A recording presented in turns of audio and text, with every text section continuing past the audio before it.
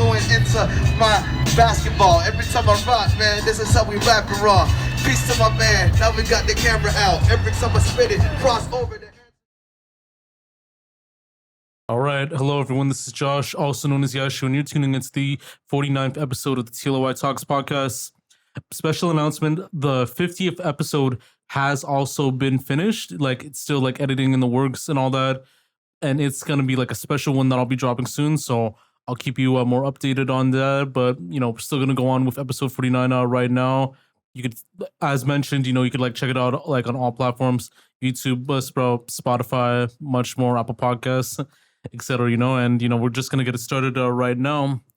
I could definitely say that 2023 has been his year and all that. He's a rapper, artist, and creative in the East End of Toronto, Scarborough, Durham to be exact, and all that. Has opened up the likes of Ram Reynolds and much more.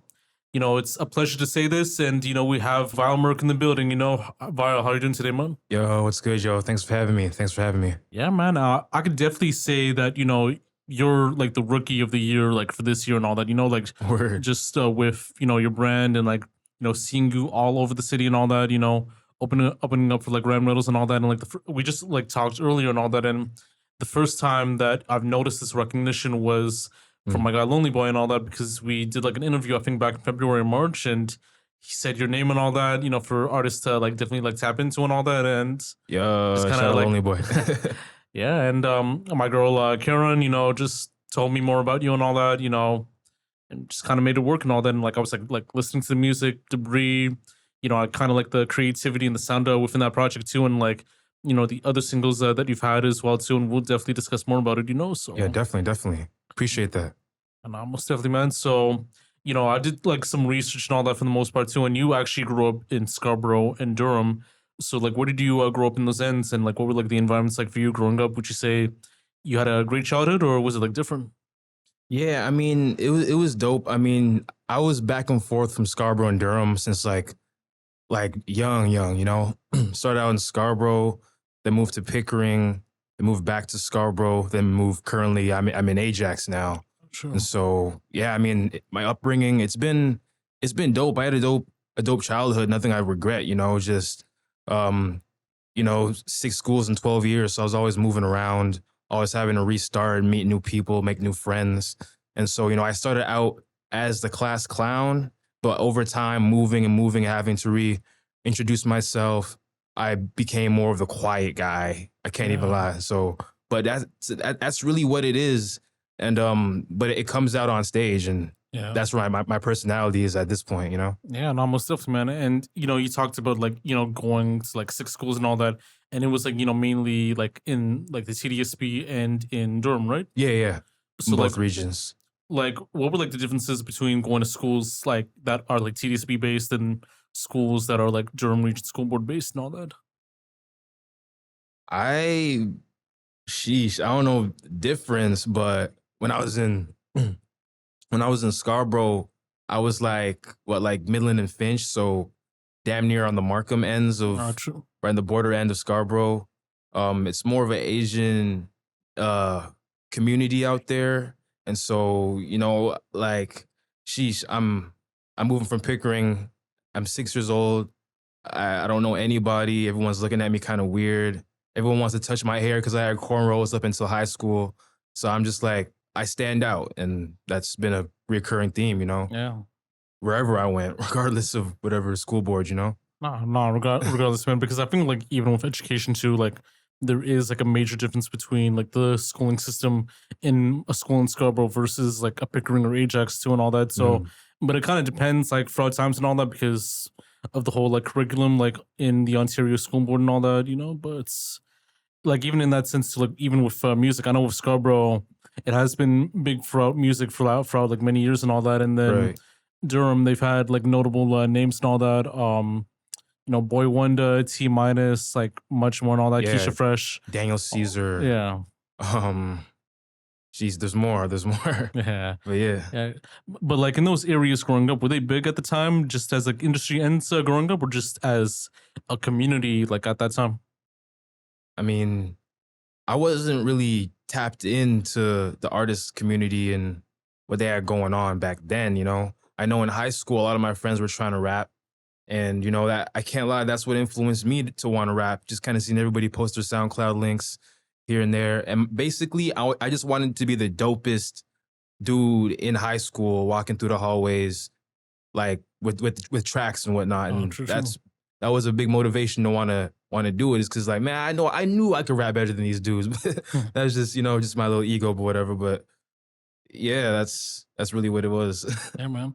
Like, I know that you've talked in like some remnants that, you know, you acted out like in school and all that, like at certain times and all that. But Mhm. like, even during that transition from like outside of school or like even like in the home and all that, like, what were you like from the start of birth until like adulthood in that sense? Mm. I mean, definitely more quiet, reserved, you know, just kind of into whatever I'm into. You know, I had phases where it was like, it was martial arts. So I was into Taekwondo for a long time. And it was skateboarding. That's something I still do to this day. You know, I had my wrestling phase. So, you know, I wanted to be a professional wrestler, had all the action figures, True. all the belts, all that stuff, you know. Jeff Hardy, that's one of my biggest inspirations outside of music, because he always just promoted just being yourself, just being different. And that different is okay at the end of the day. You don't have to look like the next guy. And honestly, like, shit, you flyer than the rest of them, you know? Yeah. And so, yeah, just a kid just into whatever I was into. You know, music, that was something that was always around, because my brother was also a producer. You know, he's done his thing, and he's got a good amount of placements. He worked with the artist named Preem. I think he used to go by Yeah. P Rain back in Yeah. the day. He has a song called Palm Trees. He has a Travis Scott feature on. And it's crazy to know that my brother produced that shit, you know? True. And so, like, music was always around in the household. Like, a lot of times I just hear like 808s and stuff, like in the basement. My brother had his old setup, and, you know, people would be coming over to record, but my mom's like, you can't really go down there and stuff. Yeah. FL Studio always on the family computer and shit like that. But I never really got into it until like high school, and like really like for myself until high school. That's where I refound it. And Yeah. yeah, it's just been going ever since then. Yeah. Like, I was like watching like a lot of like interviews too and all that, and like you mentioned that, you know, you were like mainly influenced by like Kanye, like Tyler the Creator, and like, you know, Pharrell, like within like certain like time periods and all that. Yeah, for sure. But even like prior to like listening to those artists as like main influences, like what did you like listen to like growing up, like in that sense too? Like what was played in the house? Yeah, I mean, it was played in the house. Definitely, you know, I'm West Indian, you know, half Jamaican, half Trinidadian. So it was a lot of soca, calypso, chutney, played in the household. So that's just what, like, I grew up hearing in the cars, at the barbecues, just whenever my mom was cleaning around, that's what was just blasted around the house. Outside of that, you know, when I first got my first MP3 or PSP, my brother was the one that was downloading the music for me and stuff. So he's really who put me on to, like, you know, tracks by like Timbaland, and, you know, that I ain't got no money, you know, stuff like, I remember listening to Graduation by Kanye, like, as a kid, and I had to refine that in my high school days. But yeah, like Champion and Even Stronger, those are tracks that were on my PSP back then. I was really into like the Black Eyed Peas, Daft Punk. So there was always that element of electronic that was always like just kind of within my playlist. And you know, of course, you know, I grew up on like the Chris Brown, the Lil Waynes, the Eminems. But you know, I really gravitated towards the different, you know, and yeah, that stuck with me. Yeah, For real. 100% too. And, you know, even like for like rapping, producing, and like even like making music and all that, like I know that you said something that like your brother was like also like a main drive and like getting you into music and all that, but like on your own, like how did you like discover like, you know, like rapping, producing, like making music like on your own in that sense too? Well, I have to shout out my friend Jaden. This is like grade 9. He introduced me to Tyler the Creator. He played me the Yonkers video. And he played me songs off Bastard also. And then, you know, you hear that at school, and I go home and watch the VMA Awards, and he wins Best New Artist of 2011. And, you know, from there, I was just hooked. I did my research, listened to all the old Odd Future mixtapes. And, you know, that more than music, that's what got me into just the skate culture, just that entire alternative hip hop, just some call it horrorcore, just rage, you know, how the shows look really similar to like rock shows. People are pushing each other around and just that energy. That's what that I saw something in that I wanted to eventually do myself. Yeah. And same with production. Just the way Tyler, even people like Pharrell, like that's his influence. They play around with strings and synthesizers and different samples and voxes of their own voice. Yeah. That's just something that stuck in my production. And yeah, I have to say Tyler's the one who really made me want to do this shit for real. True. Yeah. And like you already discussed like more about your musical background and history with your brother like being a producer in that sense too. But like even like at that moment too, like what advice did like your brother give you like in order to kind of make it in the music industry and to be successful and all that? Like I know like as you said he produced Palm Trees with for Prem and like Travis Scott and all Word, that. yeah. Like was there something that kind of like led to continuing like the drive for both you and him in that sense too to kind of make it like within music?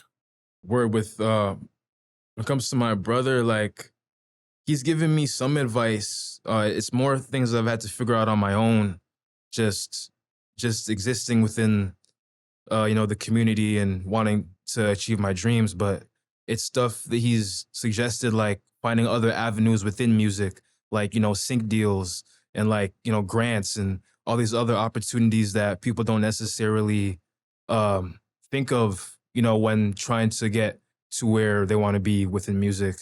So he's always suggested those avenues to help me out and branch out and have my music be in different places that could actually give me what's it called, like income that you don't got to like, work for, like a steady like revenue in that Yeah, sense yeah, too. yeah, Man. Yeah, because, and so yeah, it's mainly that type of knowledge. He's always sending me stuff like that to definitely look into and register for. yeah. Production wise, even music wise, he's giving me little tips here and there. How to quantize beats a bit more better, and stuff like that. But it's mainly like something I wanted to. I know my brother had his own thing going on, but I really wanted to say that, hey, I discovered this, and I didn't have to ride any coattails to get to where I want to be. Yeah. And I think just to like kind of input in that sense, so I feel like family is important, like especially having like a family member in the music industry to kind of like guide you for the right steps to like not be like messed over. Because in some cases too, like with friends and other people that might have experienced it, it might be like a different like secondhand knowledge than what a family member would experience in that sense too. And I feel like family would have like more of a trusting background than with friends sometimes too. And I Right. do feel like when you do have like someone like a brother, like a brother, sister, cousin, like in the music industry, like they would know at first hand on how the industry is and like how to like even navigate and to kind of not fall through like within certain traps and all that too. And just your brother like kind of making it like from that specific song, it's like kind of interesting on how he's helping you throughout the way in that sense too, and to guiding you within the right steps on like what he provided at that time. Right, yeah. It's definitely good having some family. I got a cousin who she did some background dancing, I think in a Sean Paul video. Oh, sure. And so, my family, I have an uncle that's a DJ also. And so, yeah, I guess having family within the industry in any way, shape, or form, it does. I do have an advantage, they've seen it before, they've Yeah. been through it, and they definitely keep an eye out for me and tell me what Yeah. to look out for, Yeah, exactly, man. But to even like get more into your background, at like what point did you start to immerse yourself in the Toronto music scene and like start performing from there and all that? Word. One of my first I used to go to open concepts before they were at OBJX. They were actually at a spot called Friday Night Roots, and it was on Bathurst, close to Bathurst and Dundas. A really small space. I went there a good 2 times before COVID happened, just with a couple of homies that were doing music, just to support. I wasn't even going on stage or anything. I was too shy at that point. But I remember seeing Kari and all them back then. Just I had always had plans. I actually made a beat and a whole song to specifically perform at open concepts when I went the next time, but then COVID hit and everything kind of shut down. And so throughout COVID, we're supposed to be home. It's quarantine. You're supposed to be home, wearing masks, whatever.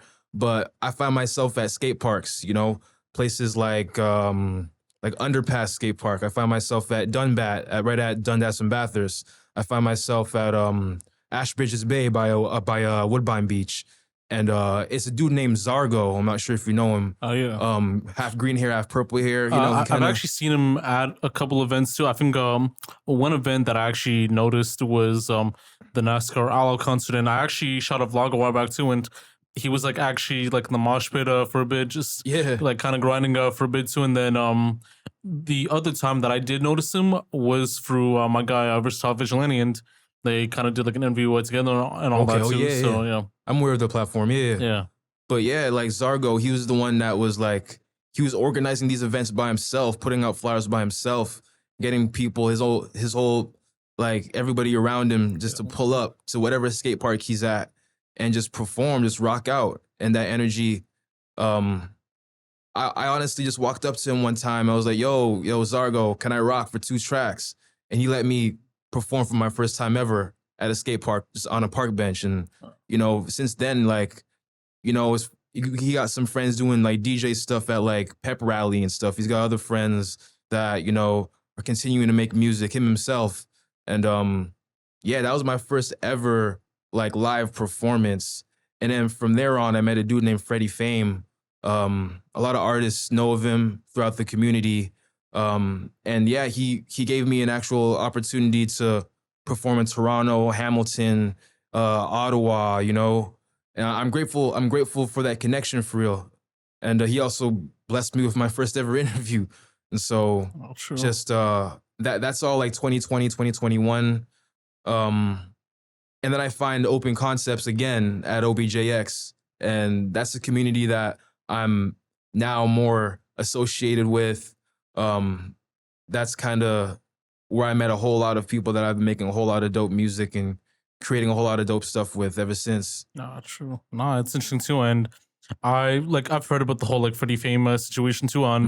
I mean, he's been doing like a lot for a lot of people in the city, and I think just like, even with the whole like showcase industry too and all that, because that's like something that you really don't notice it at first hand too, like with them like providing events like all over like Canada and all that too, because you know you're not just performing in Toronto, but you know they're getting artists to perform in Ottawa, Montreal, Vancouver, right, you know, Edmonton, Calgary, and all that. And it's like interesting to like build like a fan base from there, because it's not only like Toronto artists performing, but like Ottawa, Montreal, like a whole lot of other like artists too. And it's like kind of like interesting to see like in that sense too, you know. So yeah, you know, more than the opportunity to perform, it's a dope opportunity to connect. And you know, that allowed me to connect with people from all over. You're saying like Ottawa, Hamilton, like that's all through that one opportunity. And you know, it's dope getting to show what you're all about, put all of what you've been, you know, creating in your room, whatever, put that out there on stage, and being able to then, you know, collaborate with others that want to, you know, they want a bit of that energy as well. Yeah. And so yeah, I'm thankful for that, for real. Yeah, exactly. And you know, just getting into like part 2 right now. I know that you've already talked about your creative process before in the past too, but what would like a day in the studio be like for you in that sense? Geez, day in the studio.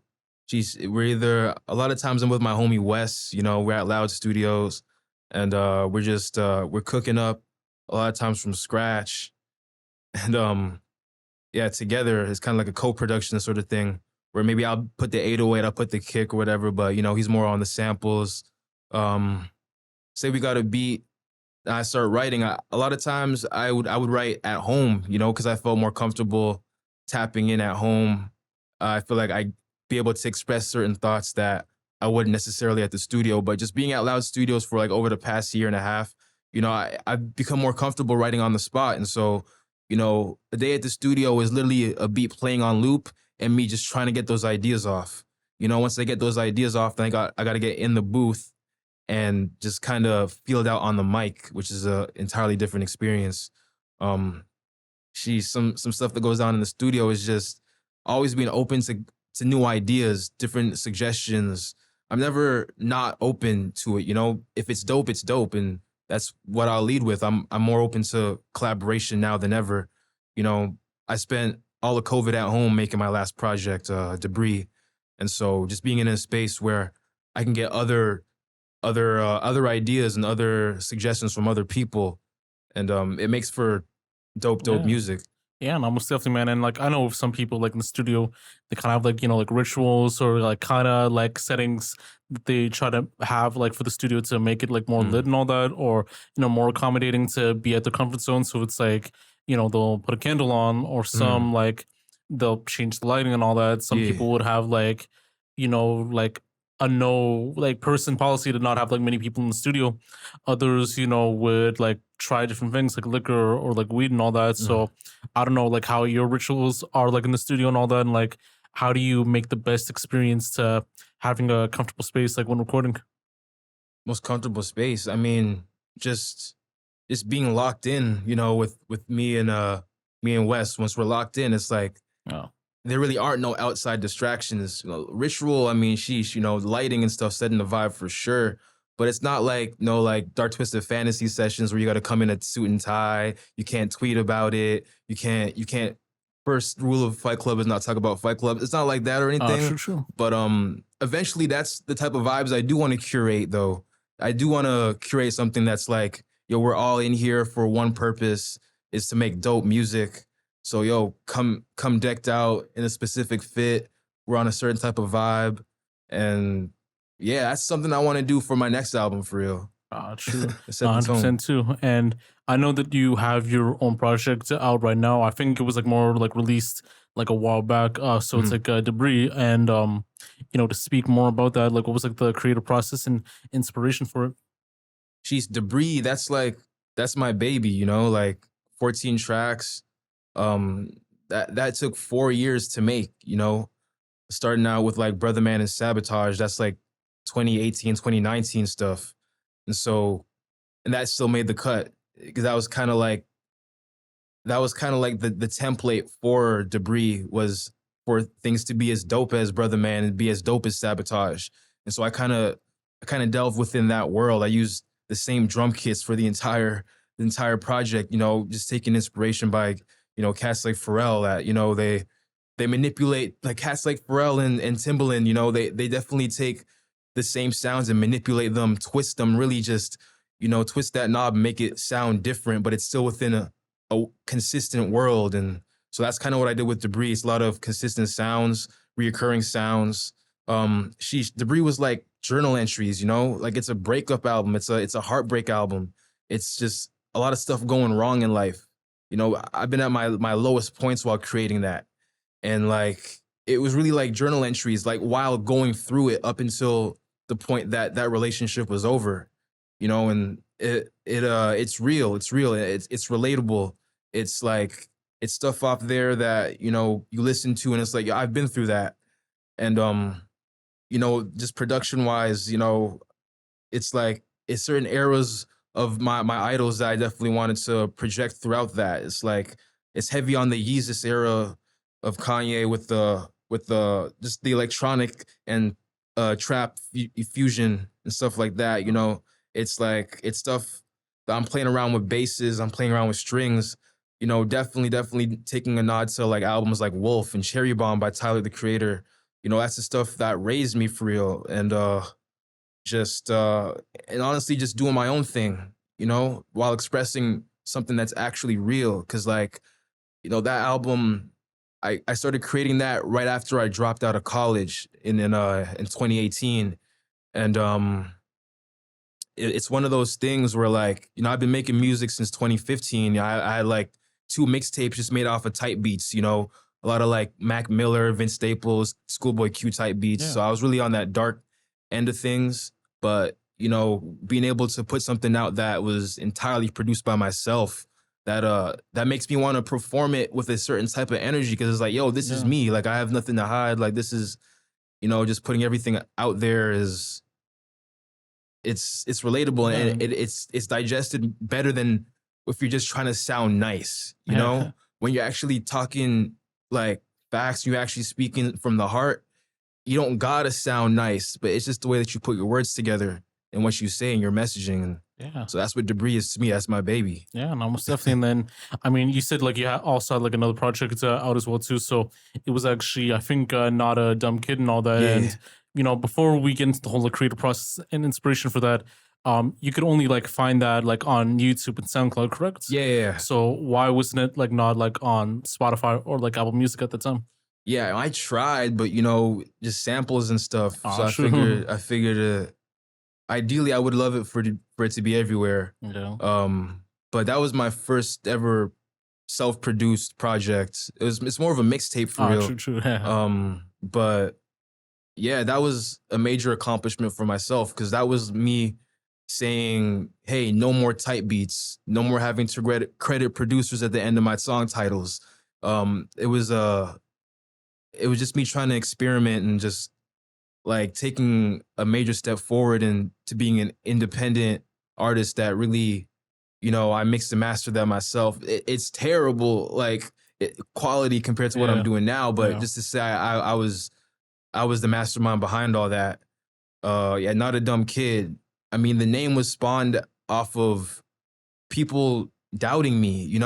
Just people it's situations where people ask you for advice and then you give them a right answer, but they don't really take what you have to say that seriously. So they'll ask the next person the exact same thing. And when that same person says the exact same thing I said, now they feel validated to make whatever decisions. So I'm just like, wait, I wasn't good enough? And so that was the whole thing with Not a Dumb Kid was, telling people, hey, I am good enough. And, it has a lot of similar themes to Debris. That's kind of like the Debris baby in a way, because it has a lot of similar themes with relationships that I was going on before that. But I feel like Debris was what I wanted to do with Not a Dumb Kid, but way more executed with a bit more, just more skill, more sharpening of my blade and my craft. And 4 years down the line, things sound bigger. It sounds more stadium. But Not a Dumb Kid, that's something that, is also special to me. Debris and Not a Dumb Kid have a common theme, and like just having it being related to my mother. The cover of Not a Dumb Kid is literally like a Happy Mother's Day little poster that I did in grade 2. And I was wearing like a Yao Ming Houston Rockets jersey, and it just fit like, because he's number 11 tracks, so that just fit. And then Debris, that's also kind of named after my mom. Her name's Deborah Brisbane, so I kind of just took the first 3 letters, last 3 letters, and kind of put that together. But in a way, it's also a reference to the movie or just the show series Lost, because with songs like Shrapnel and Debris, those are words that I heard in the very first episode of the very first season.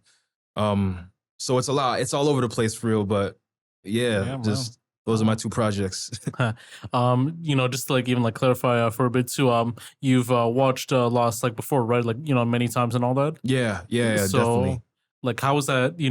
Interest like like even like watching that TV show and all that too, because I know it had like like an interesting theme that was like different from like any show from televised like network, like like within ABC, CBS, like NBC and all that.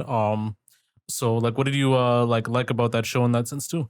That show is my favorite show series of all time, and it's crazy how I came across it was being on family vacation in Trinidad. So I'm watching this show about an island, and I'm seeing it for the very first time on an island away from home, a place that I had to fly to. So I guess it connected from an early age way more than anything I've ever really watched. And it's so exciting. I'll rewatch it. I got, every now and then I'll go to Value Village and I have the first 4 seasons on DVD now. I'm trying to finish the collection. But yeah, like the first episode, because the plane just crashed and there's a piece of shrapnel in the pilot's stomach that, Jack is trying to get out. And, they mentioned debris, just, pieces of metal falling from the sky. That's the energy behind shrapnel that I wanted to bring out. But yeah, that show is amazing. Yeah, because like I think even like just like getting onto like TV right now, there are like a lot of like TV shows that do have like an interesting vibe to it. Sopranos, Oz, The Wire, Breaking Bad, The Walking Dead, Game of Thrones, and all that, and like they became like cults, like household names for like people to watch like at home and all that, and to just kind of enjoy life and to kind of like display like many themes and many topics that we never talk about like today and all that. Like Sopranos, they have like more of a psychological approach. Mhm. With Oz, it's like more like sociological. With The Wire, it's all like in between and all that. And like even with these new shows, Breaking Bad, Mhm. more psychological and all that. Like the Game of Thrones, like more anthropological and all that. More sociological, and then like even like Walking Dead, like all in between, like in that sense too, and all that. So it kind of Right. brings like the interest out of like everyone to watch and like tune in that sense too. So Yeah, I agree. Like I like a bunch of those shows too, actually. nah, Yeah. likewise, man. And once those like projects like have dropped, like what was like that impact like for like both like Debris and Not a Dumb Kid, like when it was like finally released to the public? Were there people that gave like their thoughts about it, like when they heard like those albums like in their entirety? I mean, yeah, definitely. More so with Debris because that came out while I was within the Toronto space. Not a Dumb Kid. I was just a kid posting links on like Twitter and stuff like that. I never really left my house. But I guess I was more tapped into like the United States in like just kind of being an internet cat, and kind of so I met a lot of friends online around the time of Not a Dumb Kid. With Debris, it was dope because I had a whole listening party at Boombox, just the spot on College Street. Um, it was sick. I'm taking inspiration from all those Donda listening parties, Life of Pablo listening parties. I just wanted to play the music for people so they could have so they could just experience it live. And it was a dope turnout. I had Mr. Clutch doing wings. I had my homegirl Emily doing the DJing. I had Bucky emceeing, and so it was kind of like a family affair. Just having everybody around. The entire OBJX community came out, showed support. It was packed, and that's one of my biggest accomplishments. Of last year. I'll definitely have Oh, to sure. say. Yeah. Yeah, nah, likewise, man. And, to even speak about like this new accomplishment, like right now and all that, you opened up like the legendary like Ram Riddles, known for Sweeter Man, known Mhm. for like Dem Calling, like much more and all that. Yeah. And like, how did you even like manage to open up for that artist at like Lee's Palace like last month? And like, tell me more about that experience, performing at that legendary venue and the impact that it had for you. Yeah, I mean, that's crazy. Just to start off with, that was like it was wild, and I'm not sure how other people feel about like reoccurring dates and stuff like that. But it's like if I told you August 17th, 2015, I see Earl Sweatshirt live at the Phoenix. I leave that venue with my homie. I'm like, yo, I got to be on that stage someday. I really want to do this shit. If I told you 8 years to the day, I'm opening up for Ram Riddles at Lee's Palace. I feel like it's written, bro. Yeah. It's like something that like it's something bigger than this. You know what I mean? And it's no way, it's no coincidence. But yeah, just opening up for Ram Riddles. He's a dope individual. I got to actually speak to him and meet him and stuff like that. My homeboy Wes, who runs Loud Studios, he's been producing for Rams a lot. And my homeboy Raph, he goes by Don't Play LaFou. He's been doing a lot of Ram Riddles as like Instagram content and just kind of shooting videos, VHS footage, BTS, stuff like that. And so, Rams just needed an extra opener. And so my homeboy Wes just basically just suggested me, via Murk. And I'm grateful for that opportunity. It was dope. My first time having a green room. It's my first time having, experiences like, getting off stage and, people coming up to you, telling you how dope you did. And, it's dope. It's dope, Yeah. It was a man. packed crowd. It was the biggest venue I've ever rocked in my life. I'll tell you that. Yeah, because like Yeah. with Lee's Palace, like a lot of like well-known artists have performed at that venue. Most recently, like a while back, from what I've known, there's this rapper by like the name of like Xavier Wolf, Okay. from like Sesh Hollow Water Boys, Mhm. that also like performed there like some years back, and like it was like a dope experience seeing him. There's like a female rapper like from New York named Chinese Kitty that also performed at that venue too, and like a whole like lot of like other people too and all that. Yeah. I know Nirvana did their first Toronto show, if I'm not mistaken, at Lee's Palace as Yeah. well. So So I heard that. That was dope too. So it's like, even like performing at the same stage, like that Kurt Cobain like did some of his songs. It's like, interesting to see and all that.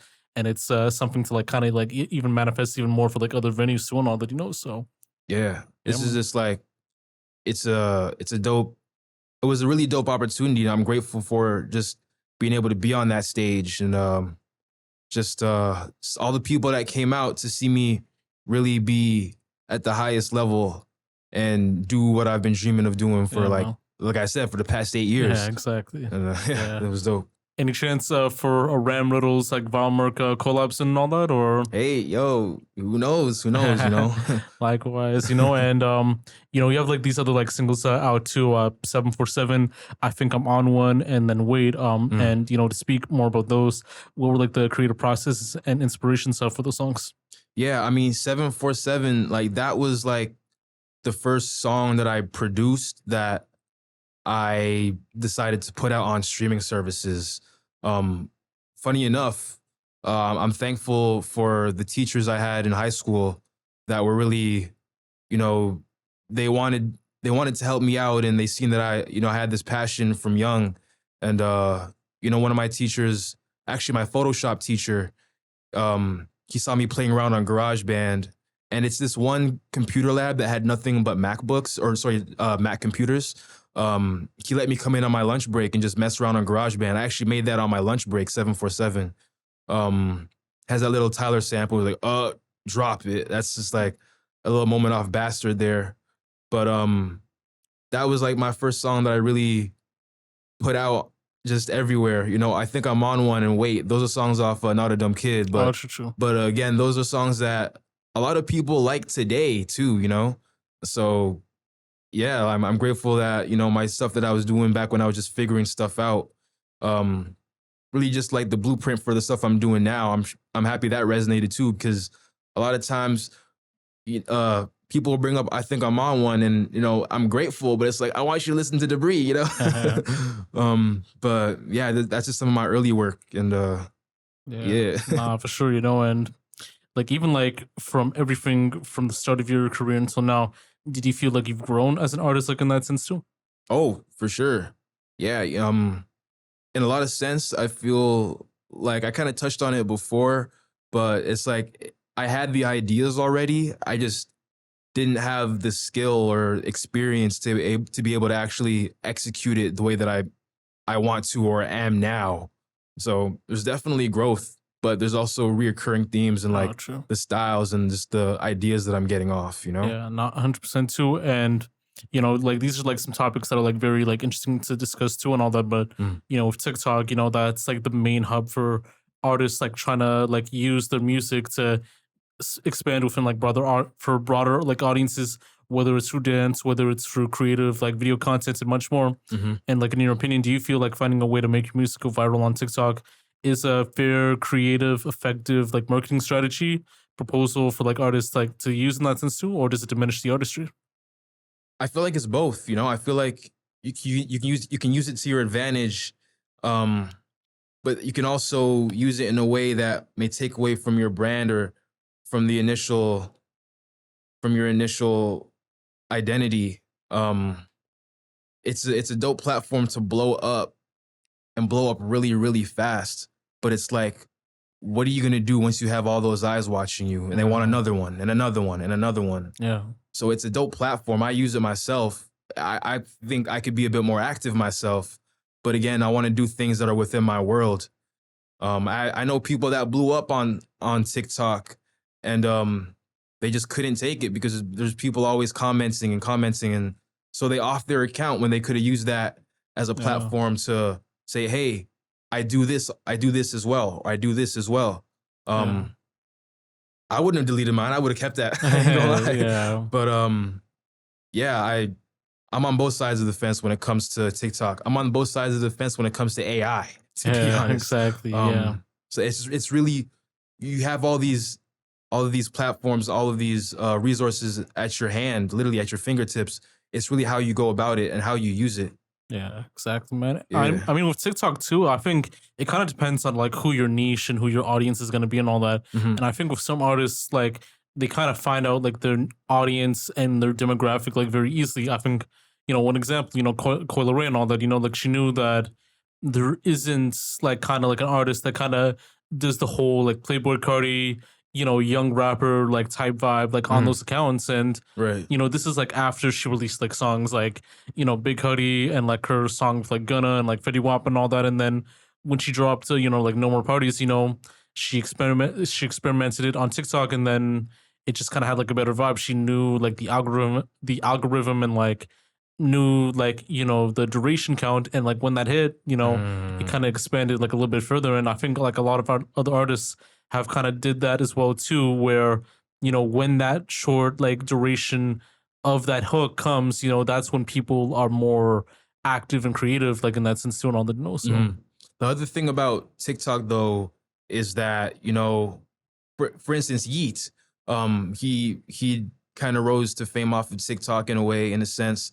But you go to his concert and it's people that only know that like 10, 15 seconds. yeah. So that's a problem that people or artists run into. Even Steve Lacy's running into that as well, where a lot of his fans only know Bad Habits, but it's like, Yeah. he's been around for a long time, with the internet and all that stuff as well. And so there's pros and cons to it. There's really pros and cons. Yeah, no, exactly. And same with like Coil Ray too. I mean, people knew her way before TikTok when she was like Trippie Red's girl and all that. Yeah. So, it's kind of interesting too to see how some artists are like shown like in that sense too and all that. But Right. we could talk about this like another day as well too.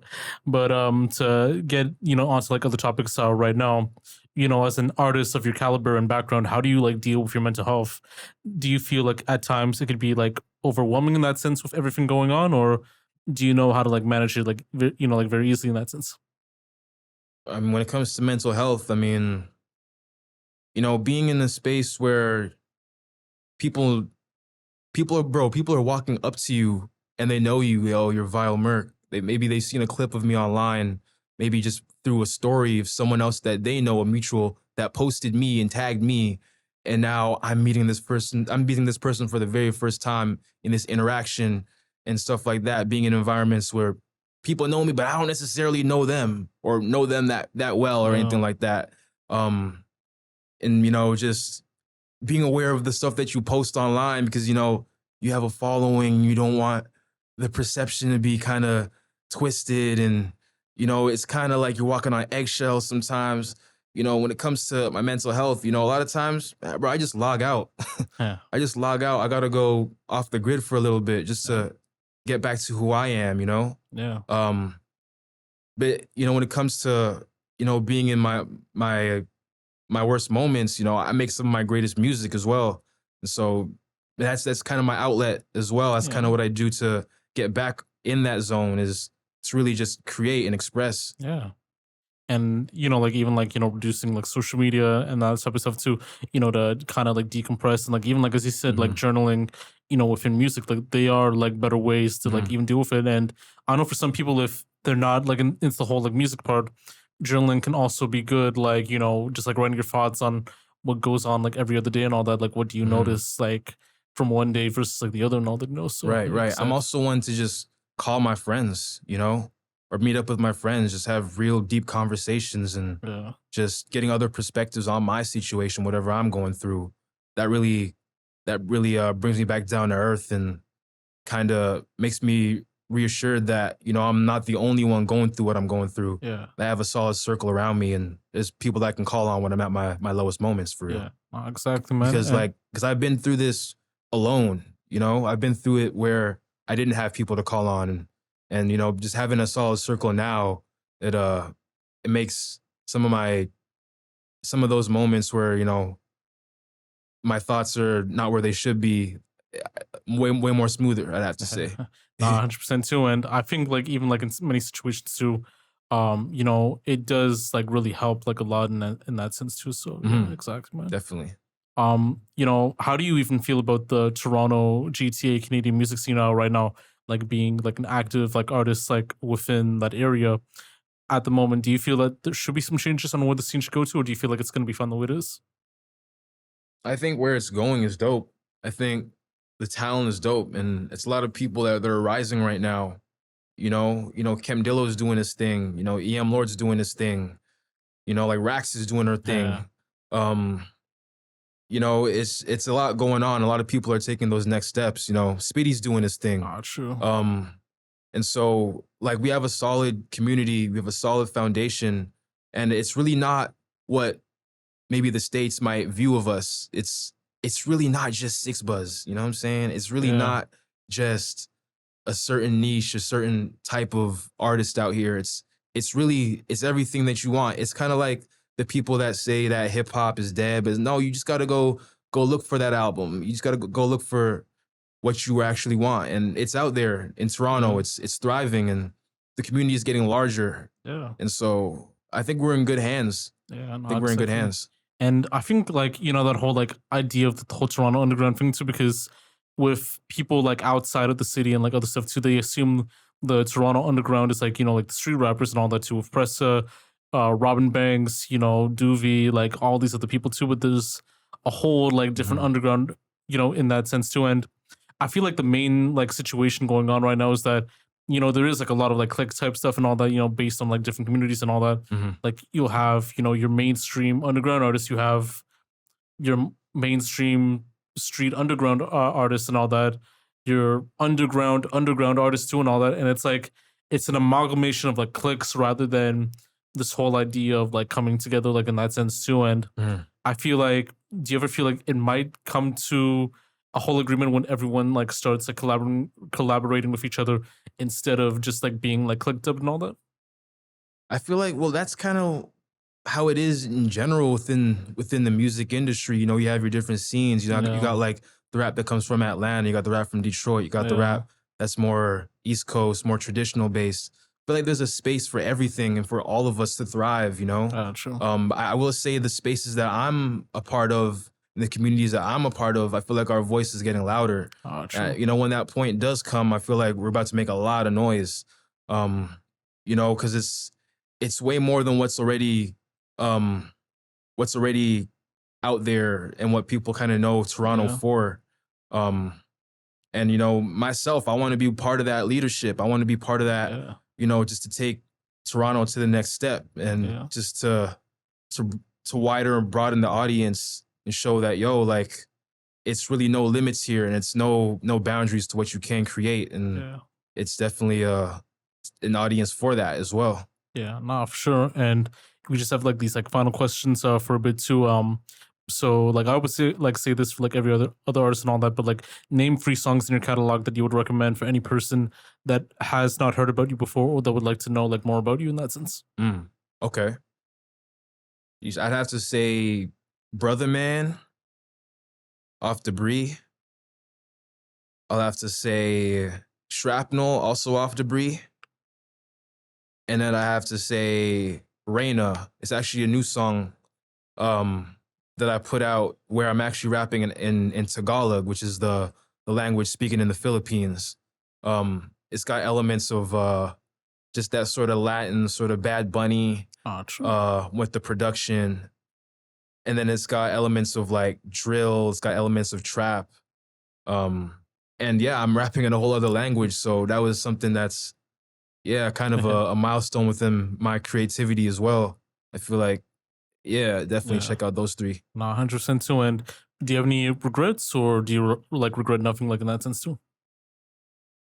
I don't think I have any regrets, I feel like every choice I've made led me here, good or wrong, good or bad. I feel like, it's all part of my story. It's all part of that documentary series. It's all part of that biopic that we are live from right now. We're just at the underdog part. And so, I got no regrets. Yeah, no, for sure. And do you have any like closing remarks you'd like to say and where they could like follow you on social media? Yeah, I just want to say Debris out now, Afro Tagalog out now. It's Vile Murk, that's VILEMURK everywhere on the internet. Yeah. All right, Viral, it's a pleasure like tapping in on Already know. and all that, Yo, and thanks for having me. yeah, man, it's a pleasure, and we'll definitely have you back on again to discuss more stories and all that, and like a lot of stuff, And this is Josh, also known as Yashu, episode 49 of TLOY Talks. Already explained this like pretty earlier. You could get this like on all platforms: Spotify, Apple Podcasts, YouTube, Buzzsprout, much more. Episode 50 also dropping soon too. That's already done. And that's all I gotta say right now. Josh, also known as Yashu, episode 49, the legendary Viral Murk, TLOY Talks, signing off.